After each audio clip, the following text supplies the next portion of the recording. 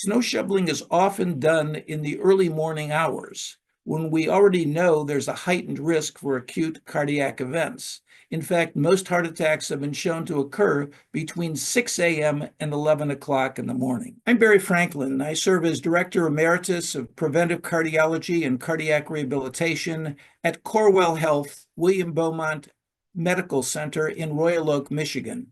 I have adjunct appointments as professor of physiology at Wayne State University in Detroit, Michigan, and professor internal medicine at Oakland University William Beaumont School of Medicine. Our topic today is major snowstorms, an underappreciated trigger of acute cardiac events in men. My co-authors include Dr. Paul Thompson, clinical cardiologist at Hartford Hospital, and Dr. Thijs IJsvogels, a preeminent physiologist in the Netherlands. This article was posted online in early February of this year and will appear in the 2025 March issue of the Mayo Clinic Proceedings. Our report basically summarizes the literature, the take-home message, and confirms and extends a major study that was published in 2017 in the Canadian Medical Association Journal, in which they showed that the duration and magnitude of snowfall were increasingly related to the risk of hospital admission for acute myocardial infarction, and that death due to MI in men, but not women. Moreover, the data showed that snow shoveling after heavy snowfalls may be more lethal than cold air alone, particularly in men. In this study, we also looked at three important caveats relative to snow-related deaths. Number one, we looked at what are the unique physiologic and physical stressors that occur during snow shoveling that can trigger acute coronary events. Secondly, we looked at possible reasons for the sex discrepancy. And thirdly, we examined what factors specifically seem to characterize the individual who experiences acute cardiac events, fatal or non-fatal, during snow shoveling. If we look at a summary of the overall article, I'd give you 5 points. First of all, our early studies suggested that we compare heart rates, blood pressures, and rate pressure product during snow shoveling with maximal treadmill testing. We get similar or even greater responses during snow shoveling. Secondly, our studies showed that heart rate responses during 10 minutes of shoveling heavy, wet snow often exceeded the heart rate level commonly recommended for endurance exercise training. So in essence, we found that during snow shoveling, our subjects averaged 97% of the maximal heart rate achieved during treadmill testing. Thirdly, we found that a short bout of snow shoveling, that is lifting and throwing snow, over a 10-minute period, amounted to moving almost a ton of snow in that 10-minute period. That's equivalent to the weight of a mid-sized car. If you ask me what were the key common characteristics of people we noted that experienced cardiac events during or soon after snow shoveling, first of all, they invariably included middle-aged or older men. These were individuals who were generally habitually sedentary. They were overweight or obese. All of them had one or more major risk factors for cardiovascular disease. Many had a strong family history of premature coronary disease, as well as a history of angina pectoris, myocardial infarction, coronary revascularization, or combinations thereof.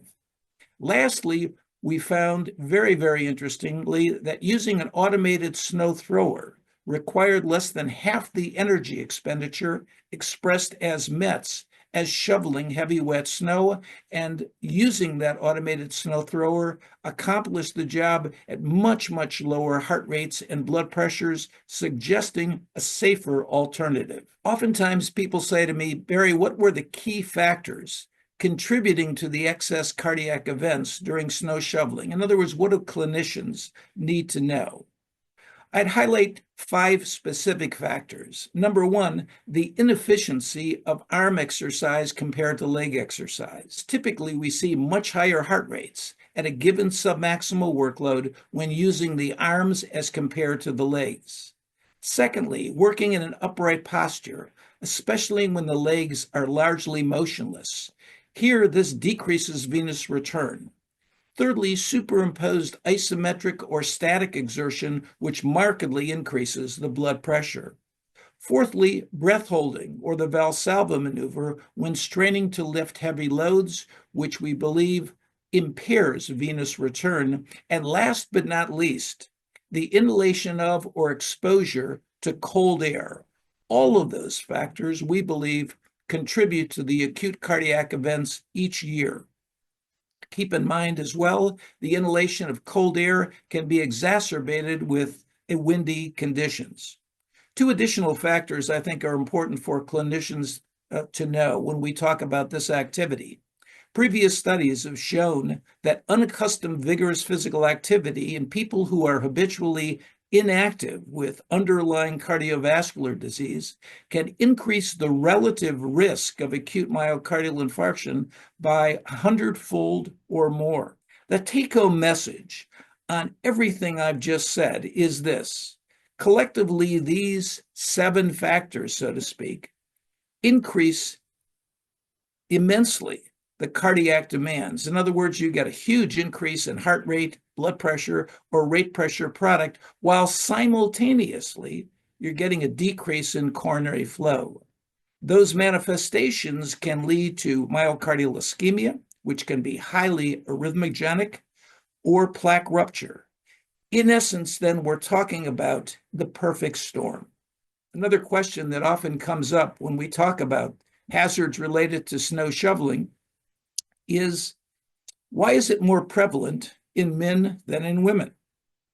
Our previous report back in 2003, which we published in the American Journal of Cardiology, evaluated the impact of 2 heavy snowfalls in the Detroit area. And in this study, we identified 36 people who died during or immediately after snow removal. Of those 36, 33 were men, 3 were women. 32 of the 36 had been using manual snow removal, but 4 of those individuals who died suddenly were actually using an electric snow thrower. To my knowledge, this is the largest number of reported deaths to date with this particular activity.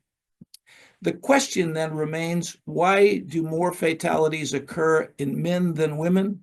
Our belief is that more fatalities in men may simply reflect a greater participation of men clearing snow than women. Although we believe that other differences, including sex differences in age, risk factor profiles, or the prevalence of underlying coronary disease, or combinations thereof, could also contribute to this sex discrepancy. How do our findings in aggregate relate to clinical practice and physician counseling?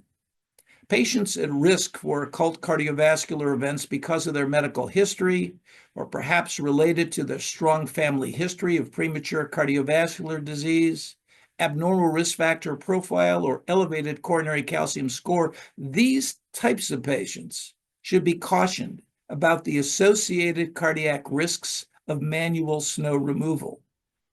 And secondly, although I'll admit that definitive data are lacking, clinicians should cautiously advise that snow shoveling be avoided in their habitually sedentary patients with known cardiovascular disease. Lastly, what do these findings, the findings in our perspective in Mayo Clinic Proceedings, mean to patients, and what is the public health messaging? I'm often confronted with patients, middle-aged and older, who say to me, Dr. Franklin, I don't have coronary disease. And I invariably say, if you think you don't have coronary disease, think again. I oftentimes cite a major study published at the Cleveland Clinic, 2001, Muratuzu, published in the journal Circulation.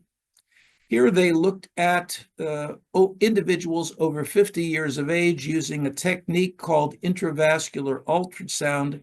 And what did they find? They found if you're over 50 years of age, the likelihood of underlying coronary disease is 85% or higher.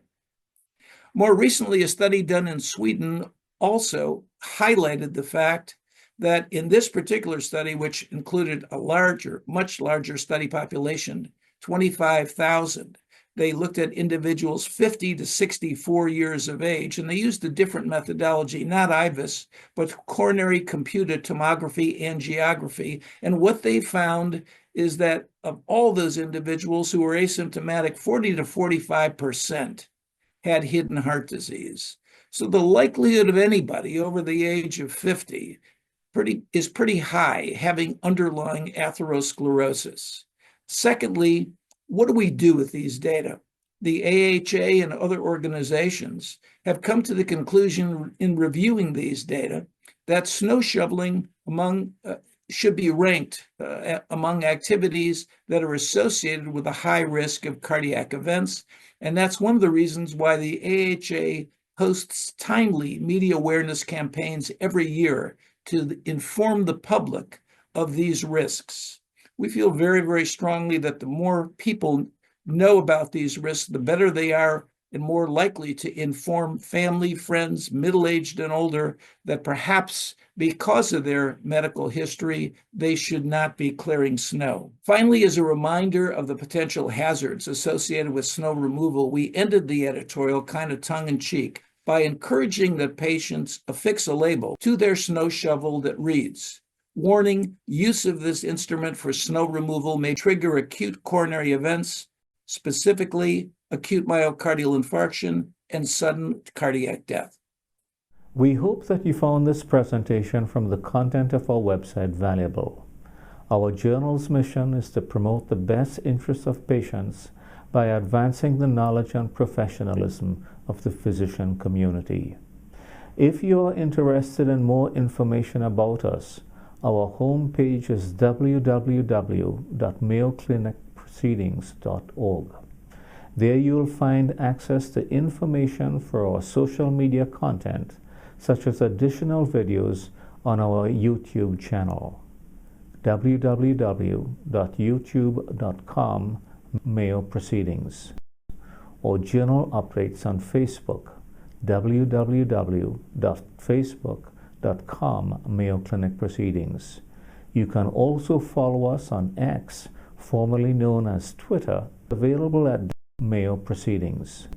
More information about healthcare at Mayo Clinic is available at www.mayoclinic.org. This content is copyrighted by Mayo Foundation for Medical Education and Research, published by Elsevier Incorporated. All rights are reserved, including those for text and data mining, AI training, and similar technologies.